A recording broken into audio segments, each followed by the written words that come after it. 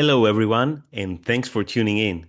Today, I would like to show you how to automatically add your latest Joomla articles in a newsletter using NS Pro.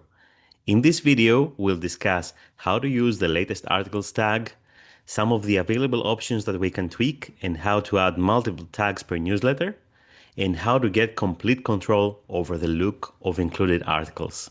Let's find out! First of all, we need to create our newsletter. Let's go to Components, NS Pro, Newsletters, and click New. In the newsletter edit view, on the right side of the screen, you can find the Smart Text Help. Should you want to add a specific article by ID, you can use the content inclusion tags. However, today, we're going to use the latest articles tag to automatically add some of our Joomla articles in a newsletter. Select latest content, and this is the tag we're going to use. Click Insert to add it to our newsletter, and let's write a reference code here. This code can be anything you wish. Let's write articles.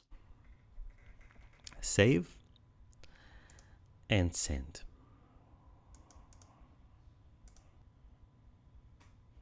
Let's see our newsletter.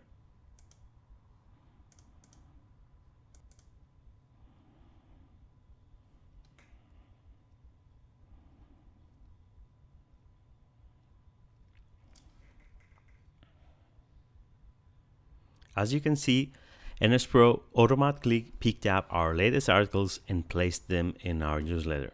That's actually all we need. Next time we create a newsletter and write this tag with the same reference code, the next batch of articles will be included. Let's explore now a couple of other options that we can tweak. Let's write a separate tag.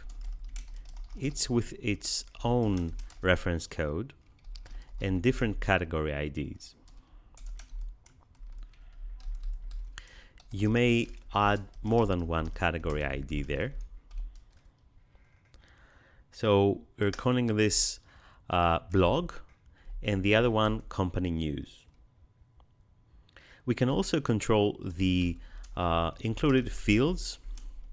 Let's see the help here. We can include the title, intro text, image intro, and more like that. So let's use title, intro text, and image intro for our first one.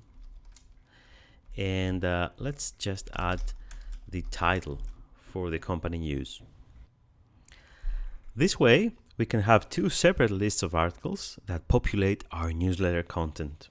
Other options include the image position and size, the order of articles, as well as the maximum amount of articles to include, and even some social media share buttons.